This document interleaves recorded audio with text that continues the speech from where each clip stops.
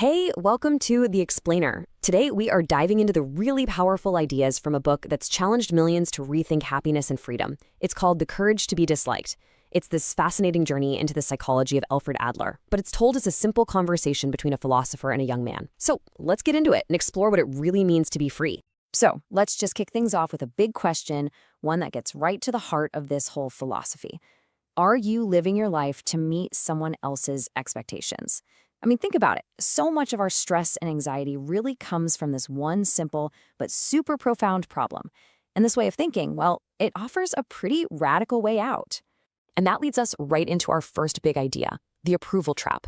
You know what I'm talking about? It's that constant, often subconscious need for other people to like us, to validate our choices, to approve of who we are. And according to Adlerian psychology, this is the single biggest obstacle to our own happiness.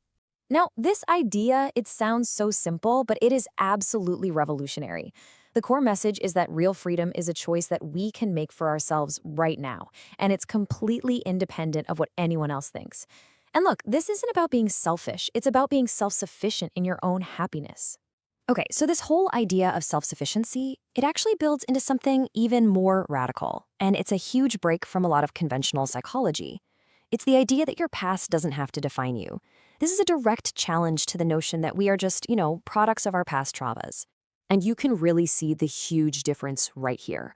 On one side, you've got the Freudian view that our present is basically determined by our past. But Adlerian psychology, it flips that script completely. It argues that we aren't defined by our experiences, but by the meaning we give to them.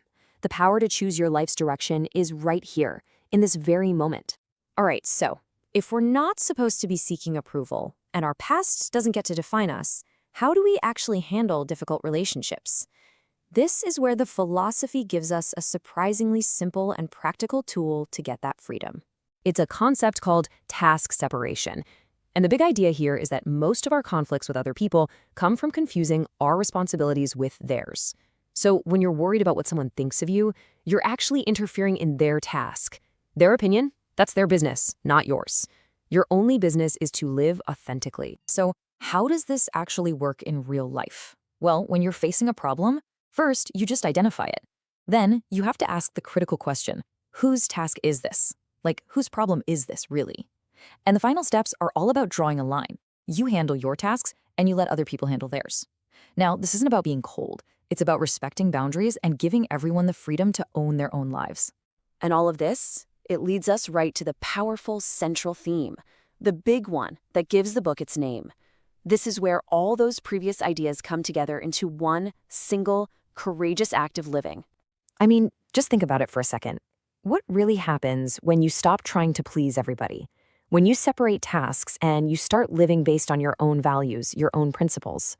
Well, there's an inevitable consequence. The answer is, well, it's pretty much inevitable.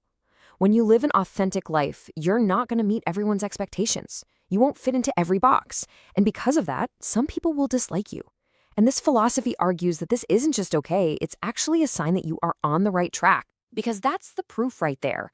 That is the evidence that you're no longer living your life just to please others, but you're actually navigating by your own compass. Being disliked by some people is the price of freedom. And according to this way of thinking, it's a price that's well worth paying. Okay, so as we start to wrap this up, you might be wondering, how does this philosophy actually work in the real world? Because like any powerful mindset, it's got incredible strengths, but also some real-world challenges you've got to consider when you try to apply it. You know, the great thing about this approach is how accessible it is. It's presented as a simple dialogue that feels both practical and really inspiring. But let's be real. The flip side is that its core ideas can sometimes feel a bit idealistic. It's not a magic step-by-step guide. It's a fundamental mindset shift that takes real courage and consistent effort to apply in our messy, everyday lives. So who is this really for? Ultimately, these ideas are for anyone who feels trapped by the opinions of others.